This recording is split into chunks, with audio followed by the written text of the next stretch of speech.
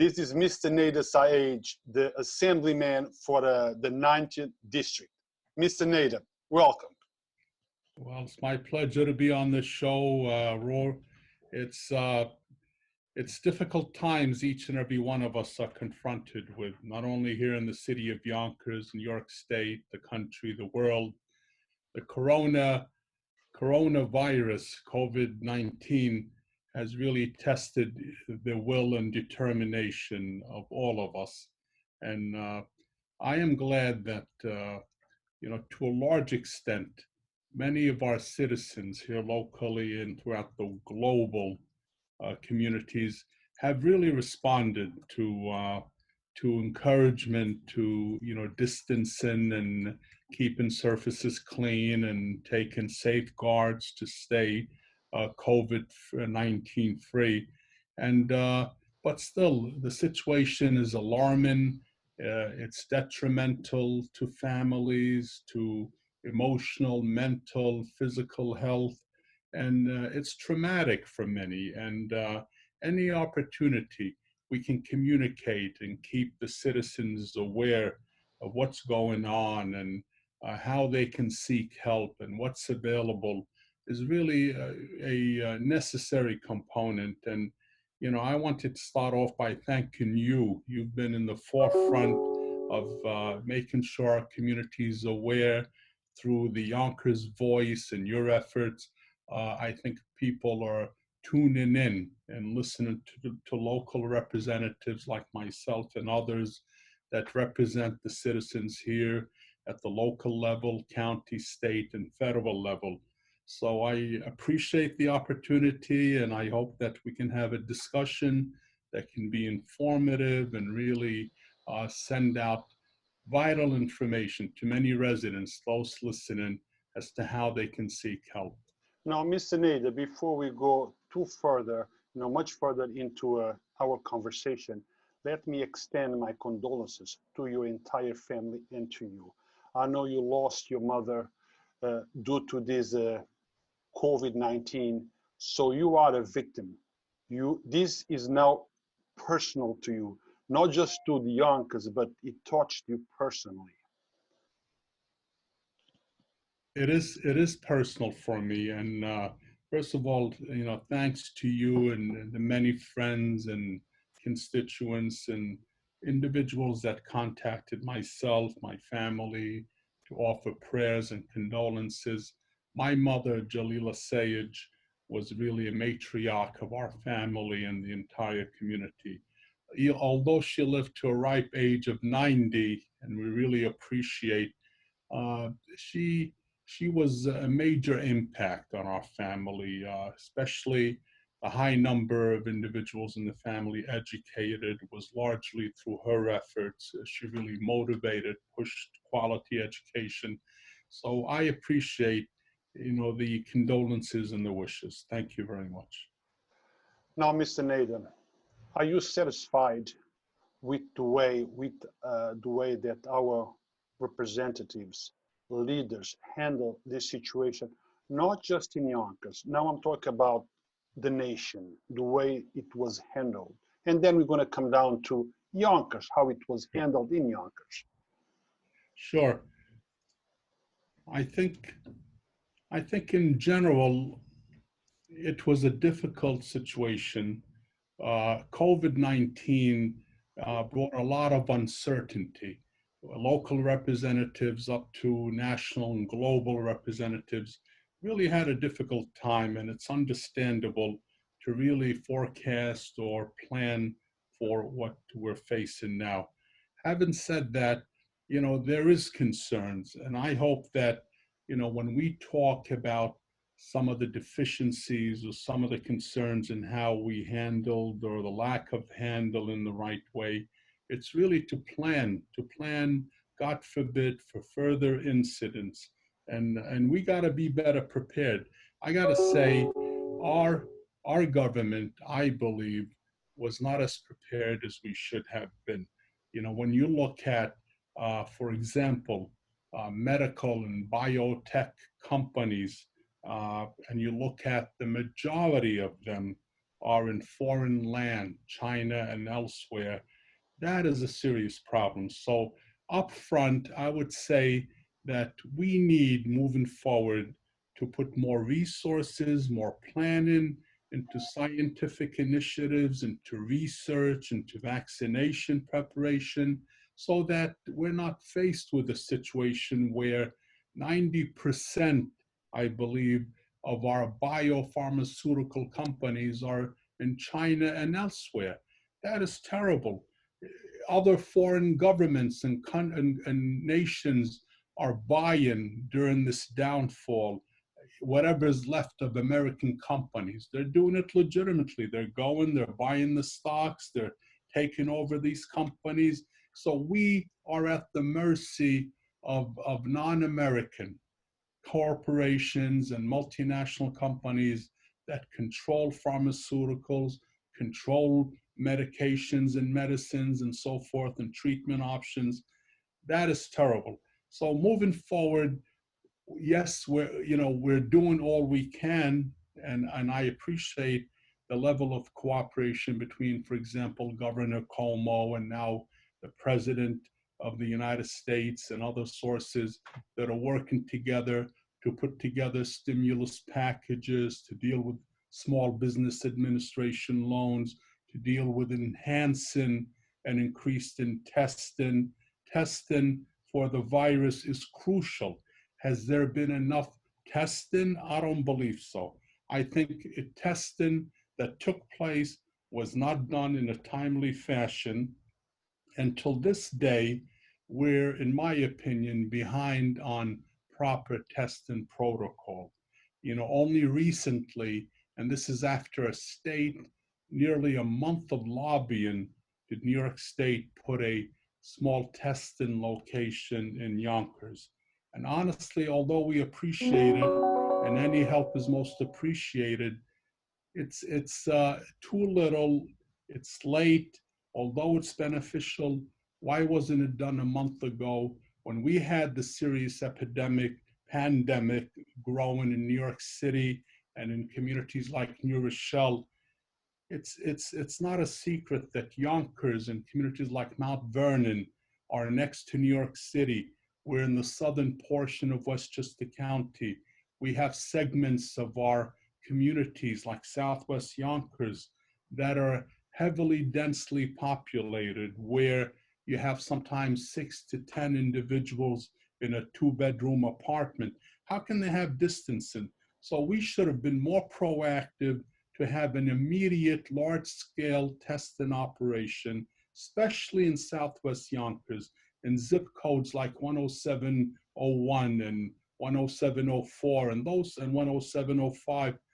It's no secret that densely populated community would require additional testing, and how the testing would help by being tested early.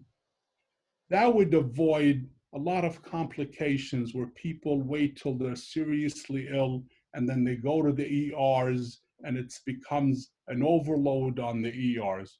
Whereas if we had adequate testing and we were able to treat individuals, because let's face it, many medical practices are closing or had closed the last month because either staff didn't want to come in, and it caused a serious problem. So, Mr. Nader, so in other words, there was a failure somewhere.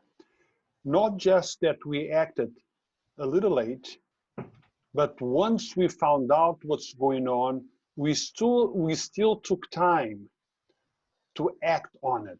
And because of that lateness, many people died. And so we lost lives because of our response.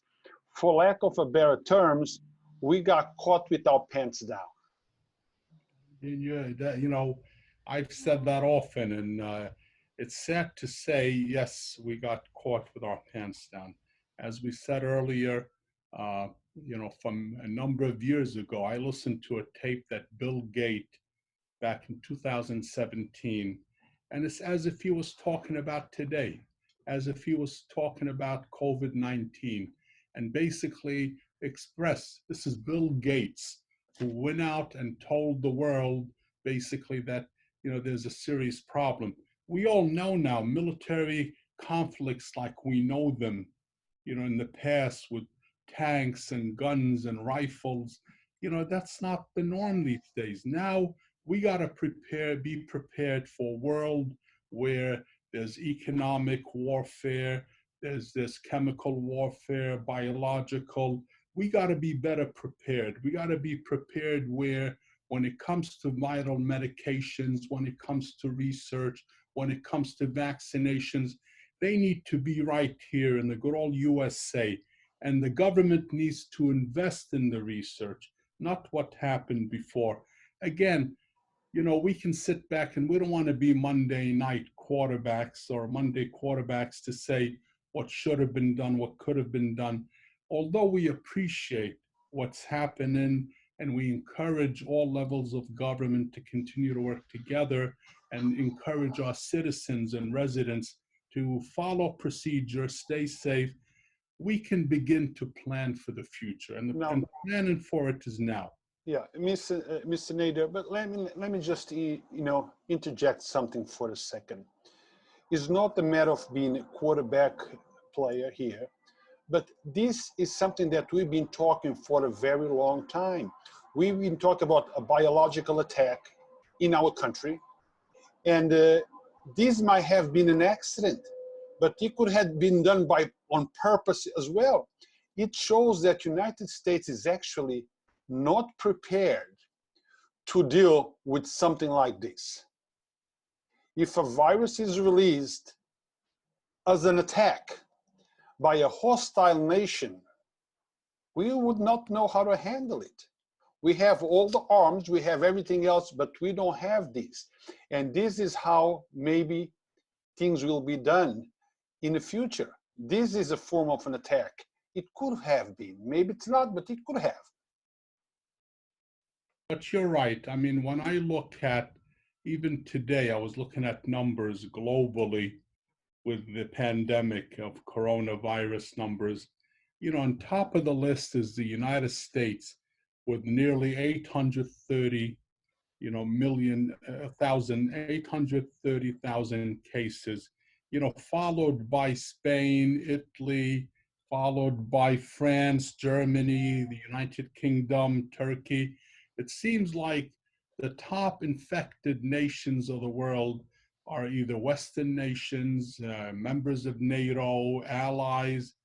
And, when you look at, what we spoke about earlier, potential conspiracies, potential conflicts, you wonder why, why is it that this virus has claimed more lives and claimed more cases, just happens in what we consider Western nations that, first of all, we consider more advanced than many third world countries, and we're not able to take on the challenge as well.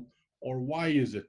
It could be because maybe we are more advanced and there's more testing going on in Western countries, so that's reflective of the high numbers.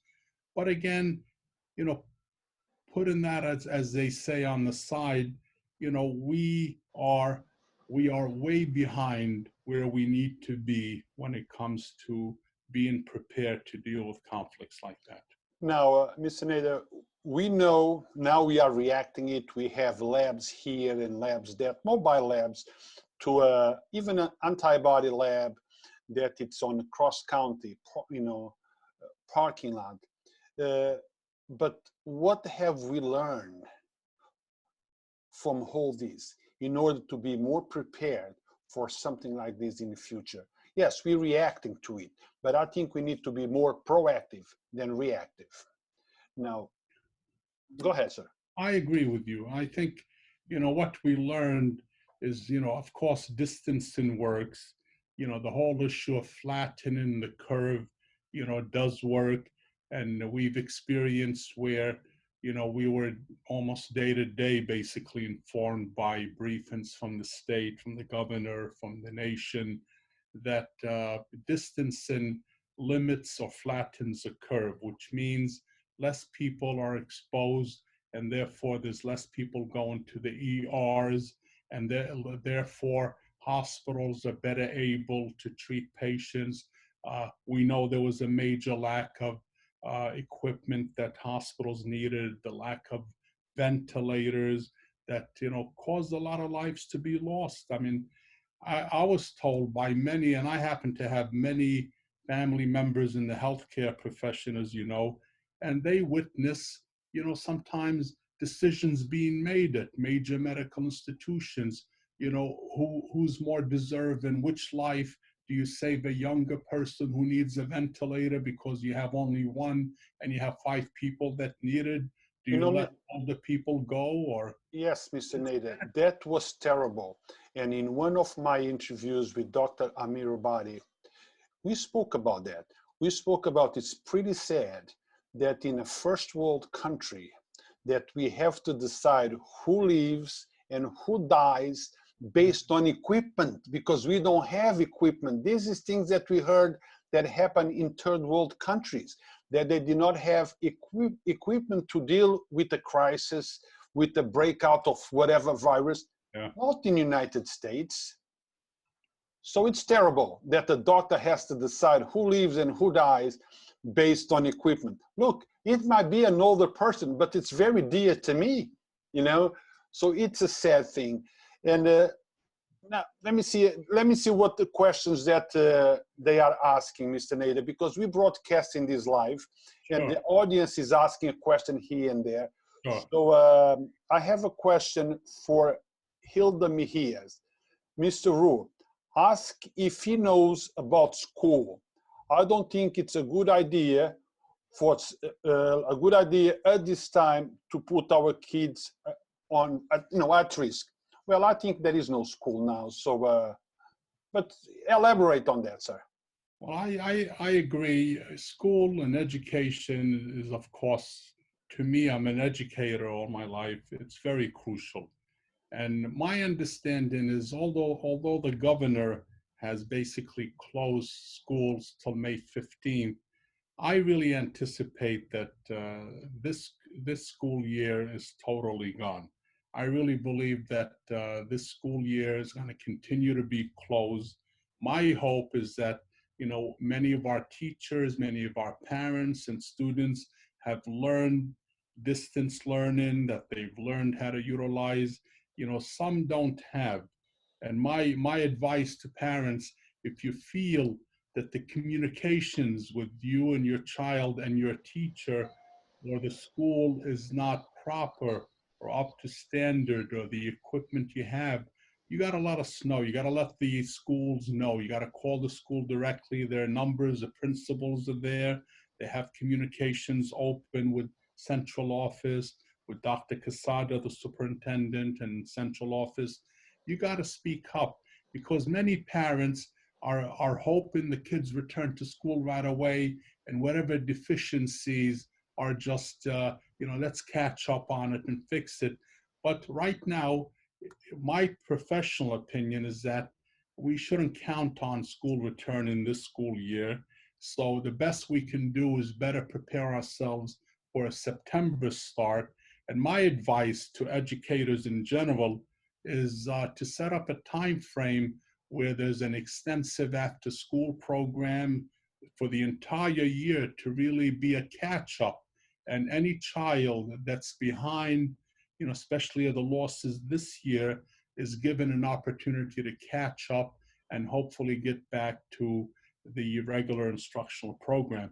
But again, if you're planning anything, you should plan that the school year, in my opinion, is done with till the end of the school year. If you're having weaknesses or deficiencies with the learning process, speak up.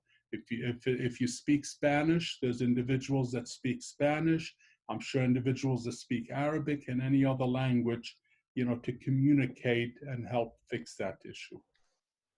Now, Mr. Sayegh, there is a strong possibility that even next school year, we will have a problem, because what the news are saying is that there is a strong possibility of a rebound of a second round in September, in December, wintertime.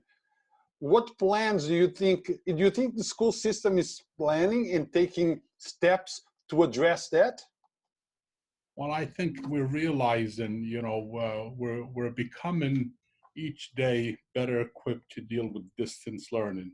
I think, there's more teachers that are prepared to deal with distance learning. I think by September, the major initiative, including through the summer, the encouragement is to provide more assistance and to really bring about more equipment, computers, so that in the event there's another wave, and we got a plan for another wave. Honestly, until we come up with a vaccine, until we're able to say, you know what, we understand the disease, there's less of uncertainty, we know how to handle it, then at that point, we can say we can safely bring our kids back fully. But right now, I agree with you that the anticipation is there will be most likely a second wave, that we got to continue to change the way our lives are. I believe that even if, we slowly start returning to some sense of normalcy and states begin to open certain businesses slowly, that we keep the 6 feet distance. We try to, wash our hands often. We try to not touch our faces, and we try to wipe and disinfect areas. That's a norm. I see that as, a change of traditional values. I come from a tradition where, you greet individuals with hugs and kisses, and, but we're learning now a simple hello or a simple goodbye or a gesture of, sadness if it's mourning, or celebration if it's happiness. We got to learn the way of communicating our feelings without the old guard until we're safeguarded. Now, Mr. Nader, I'm going to switch roles with you. I'm going to give you a different position. You're not the Assemblyman, you are the President of United States of America. What would you have done different? That's a very good question.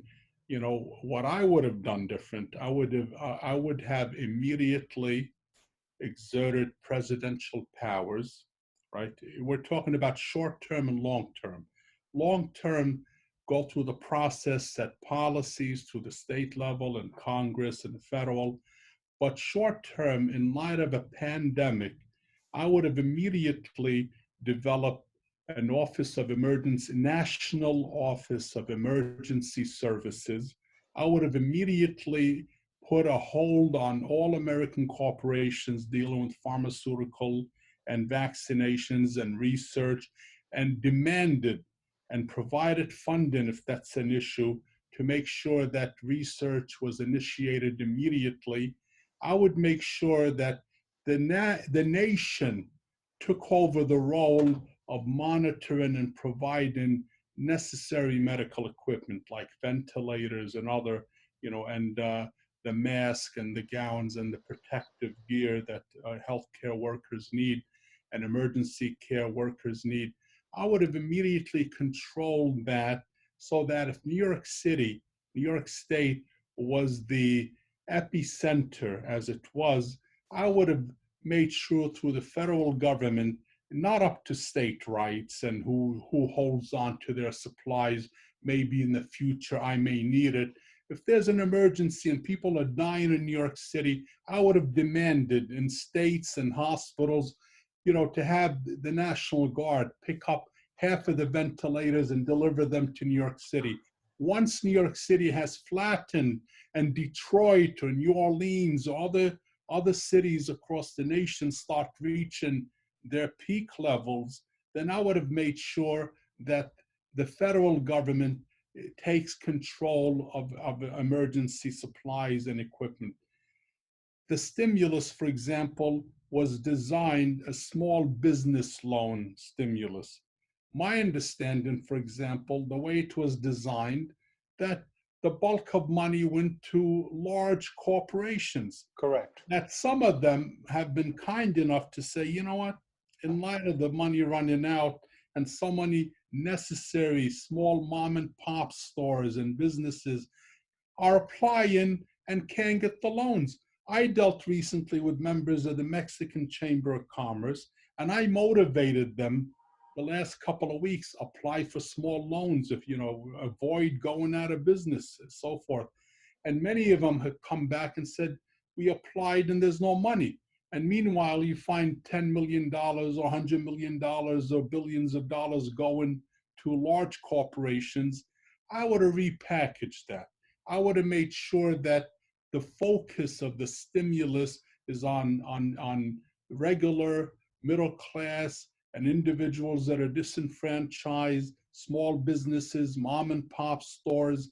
I would have made sure that the funding came to those individuals, so at the very least they can buy bread and buy food and keep their employees, those that are working.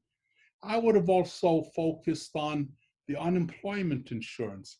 The policy's out of whack. It's easier to go on unemployment than it is to be in your job. That's a big problem. Employers that want to keep their employees at work and pay them and maybe apply for the small business are unable to do so because their employees are making more money on unemployment than if they were working. So what incentive is it, to keep somebody working? And this is our motive. So issues like that, the White House or the presidency, the executive branch could have been more proactive rather than the daily briefings of who did more and who did less and finger pointing. Get to the source of the problem, take control, take leadership. Of course, respect the Constitution, respect state rights, work together with all branches of government. But mind you, this is not normal time. This is a pandemic. This is, for people that have not felt it. And I'm doubtful that anybody has not really felt the effects of this pandemic. But many people, including myself, who lost loved ones, individuals that are suffering, businesses that are closing, it's traumatic. This is a difficult time, and difficult times, that's where you expect leadership, especially from the president, to really take control and monitor. Not a question of whether it's up to a governor or up to a senator, or up to a congressman or an assemblyman. This is really situations that the executive branch needs to develop and empower the rules and regulations to make the delivery of necessary equipment and the supplies more accessible. It hasn't been. Now, Mr. Nader, President said that he can do whatever he wants. He is the president. We know that's not so. But we also know by other people's testimony that the President of the United States has a way of telling people what to do without actually telling people what to do. Now, we see governors from many states are getting ready to open the economy. Do you think it's too soon? Because the way I see it is the numbers of fatalities in the United States are really not real yet. What I mean is there is lots of people that have died, not due to a heart attack, but at this point, at this time, it's not official yet because an autopsy hasn't been done, and that will take about 7 to 9 weeks until the result comes up. So when those results comes up, then we're going to see the true numbers. Do you think, is it a little too soon, or is it time to start opening the economy? And if it's slowly, how would you suggest that is done? Well, I understand the frustration many Americans are going through, demanding at least, some reopening of the economy and society. But I also, understand the urgency of COVID-19 and the uncertainty still there. I can see if we had a vaccine, if we had some solutions, some medications. We're trying a bunch of medications. Some are still in the research stage and show some promise, but we're not sure. You never know about long-term effects. and many of them, have been tried, and really the results we're getting back is that they're not working. So that sense of uncertainty really, in my opinion, calls for a slowdown. I rather be safe than sorry. And the problem is in those communities and other states where they haven't felt the impact, like New York and the big cities, they really don't understand how traumatic it could be even for their state. Luckily for them, the pandemic hasn't reached them as well as densely populated cities and communities. So I would encourage us to slow down on reopening, and if we do reopening, I would focus on certain segments. For example, do you allow a laundromat to function slowly and deliver your clothes to you if you choose to do that? Do you allow, with distancing, a barber shop or other type of services, dental services, for example?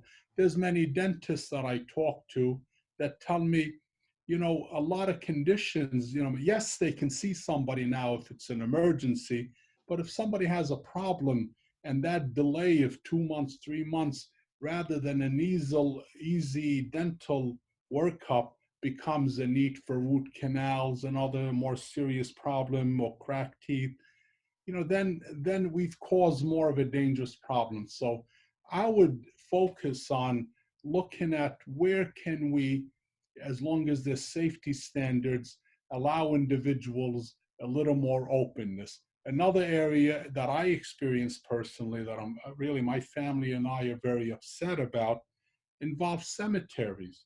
When we had to bury my mother, you had a state policy that said for cemeteries, avoid large gatherings, which is understandable, but allow up to 10 members of a family to be at the grave site when you bury a loved one, as long as they have protective gear and other people can be in their cars. And then you have cemeteries like Mount Hope Cemetery that we dealt with specifically, that basically misunderstood the state guideline and said there's absolutely no family member allowed to be or witness the burial of a loved one. I mean, so when we buried my mother, and at the gate, you had somebody padlocking the gate and saying absolutely nobody other than the clergy member and the funeral director, which we felt was really a major disrespect for religious values, traditional, cultural, and social values.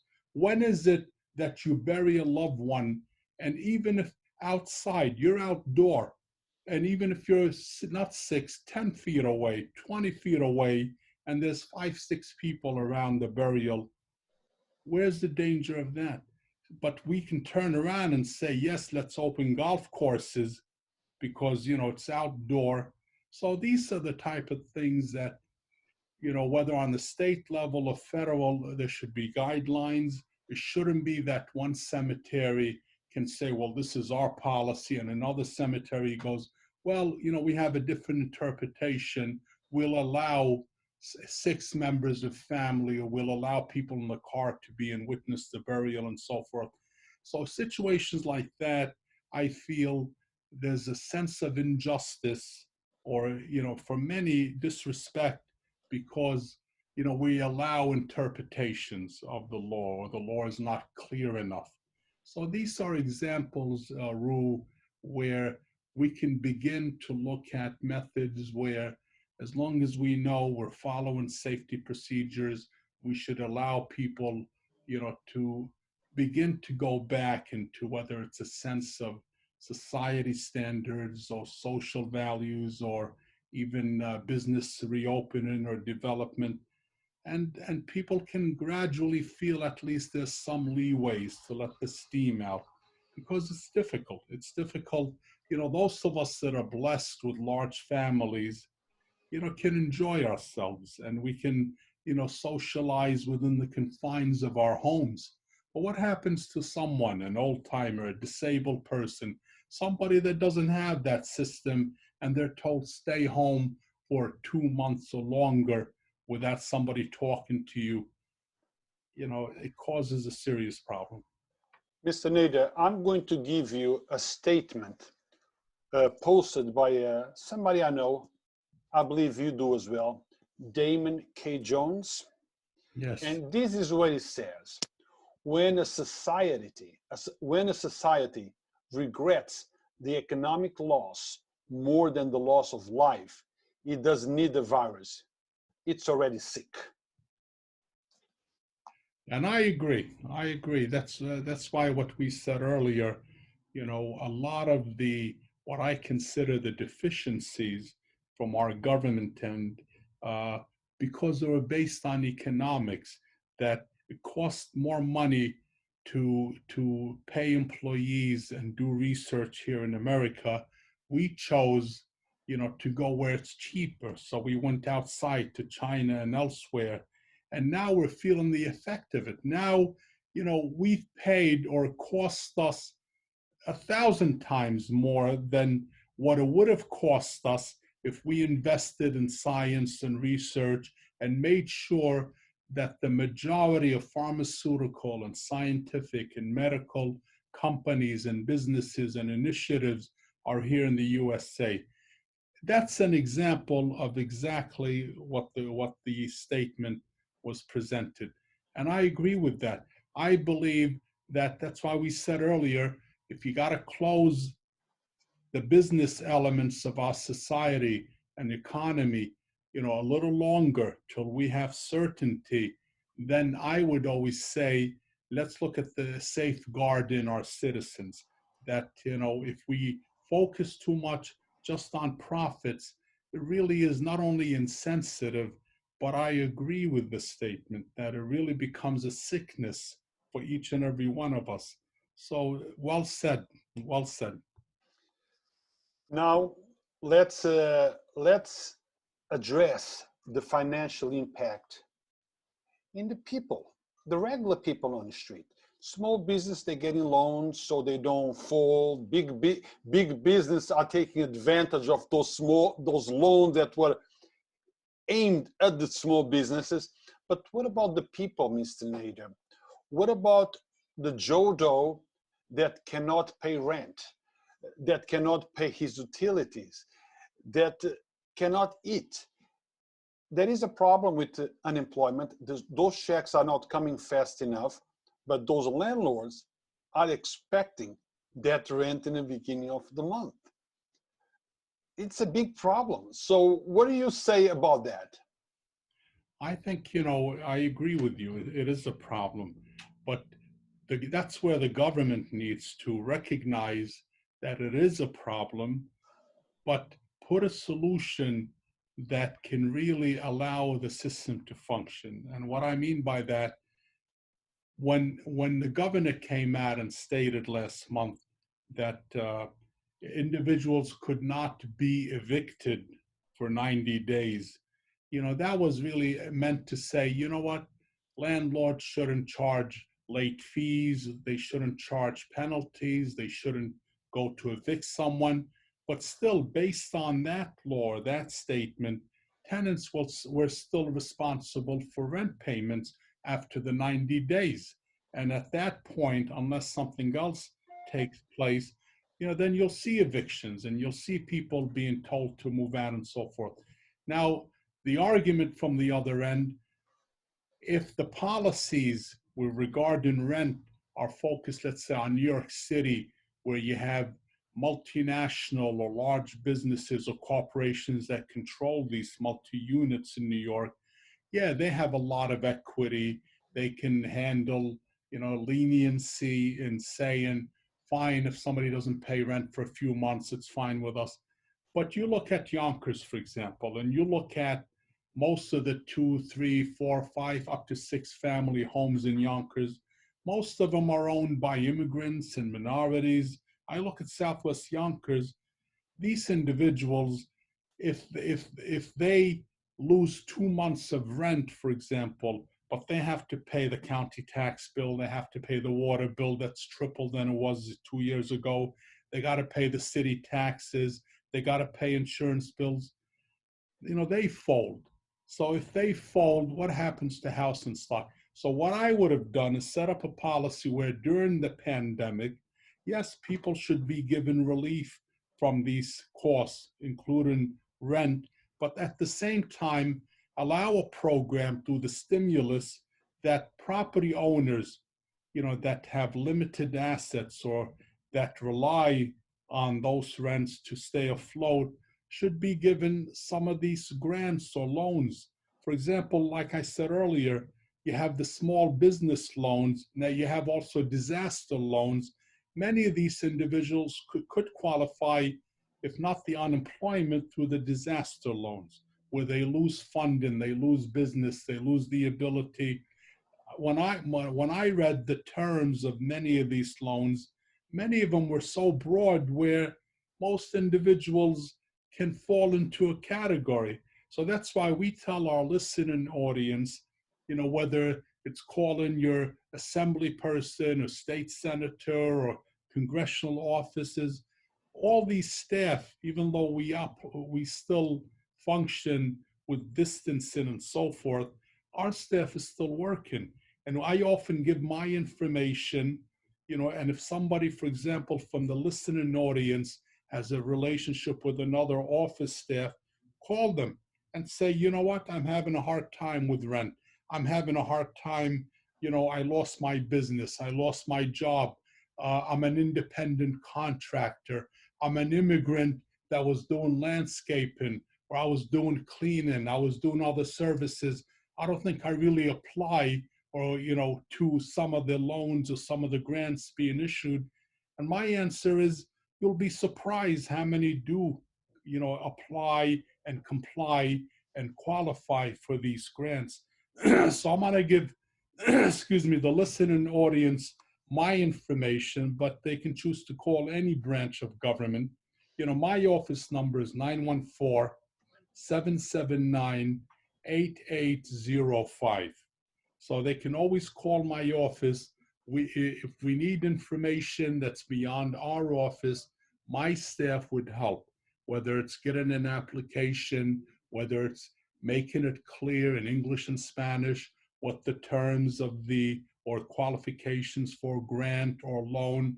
And my understanding is today or tomorrow, I believe there's going to be at least a $400 billion additional funding grant through the stimulus for small business, because we express concern about the large business people taking the bulk of the first small business loan amounts. Now it's refocused on small businesses. So many individuals, whether they applied or haven't applied, should really make sure they follow up on it, even if they had a rejection or they were told, well, don't proceed because we ran out of money. That's what happened the last week. There's going to be a new wave of funding, $400 billion that is being approved. Now, Mr. Nader, I strongly believe that everything has a price, okay? Our city is being impacted, not just in regards to life, but in many other aspects. Taxes are not coming in, and all that is going to have an impact later on. Right now, we're just looking at the now, but we also need to look at the future, okay? How are we going to make up for the loss of income that we lost in the last 2 months? Some people, and I understand, they want the parking meters suspended for the time being. I understand the reason. They're not working. They're already having a hard time. They need a place to park their vehicles. Not everyone lives in a house like you, sir, and perhaps like the mayor and many other people on the east side of Yonkers that have a garage to park the car. Many people live in residential areas. We don't have a parking space with our apartment. Now that we must stay home, we must leave the car. But I also understand the city. If they suspend the parking meters, then they will lose that income. And if they lose that income, in a few months from now, we taxpayers have to make up for it, one way or the other. So Your answer, sir. Sure. That's a very good question. And, you know, being in public service and being in community, I always have a tendency of looking at it, as you stated, from both ends. So I recognize that the city end or municipalities, whether city, state, county, there's issues that we need to confront, fiscal issues in the future. Just 2 days ago, we initiated with Assemblyman Pretlow and representatives from the New York State Comptroller's Office and other Assembly and Senate, Senator Shelley Mayer and others.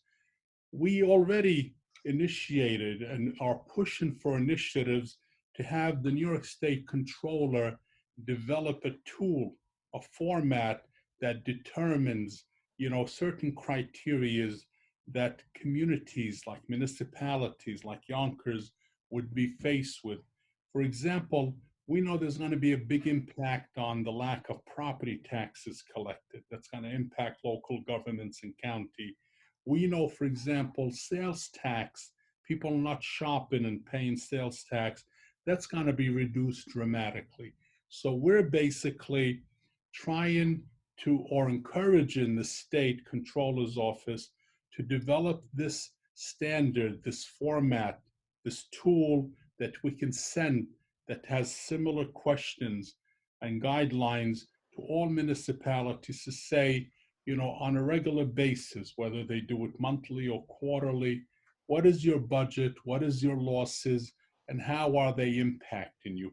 And to look for federal aid in the stimulus to municipalities. So when I go out and I encourage the administration to be a little lenient with regards to the parking problems, because we acknowledge we're in a difficult time now. So even though we understand the impact on lost funding, and it is serious, and I really sympathize with that.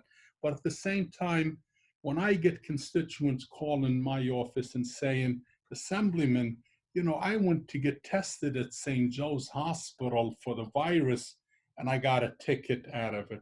I mean, or people that are saying, I'm stuck at home and there's nowhere to park my car. So I'm sympathetic to that. And I really feel government should have been more reasonable, or it's not too late to really look at a process, even if it's not a total waiver change in the parking meter issue, at least to say, you know what, for a couple of month period till June, until at least this problem hopefully goes away or starts to lessen, let's make sure that at healthcare facilities, at nursing homes, at centers, at facilities or areas or neighborhoods where there's a serious issue or concern because of the pandemic, that let's do a waiver. So it's basically recommending that we follow the governor's initiative where he called on, you know, from, I believe it was March 13th, to waive all parking fees and so forth. So we're looking for a solution at the same time while we're proposing this to the city and municipalities. At the same time, we're acknowledging the issues the cities are faced with. And we're going and seeking a solution to make sure that we can fairly identify the losses or the impact of the pandemic on municipalities and make sure that part of the federal stimulus addresses that. So I think, you know, we're trying to look at it both ends, and it's a good point. Now, Mr. Nader, I know that you are a busy person, and we had 30 minutes, and we already within 1 hour of our interview.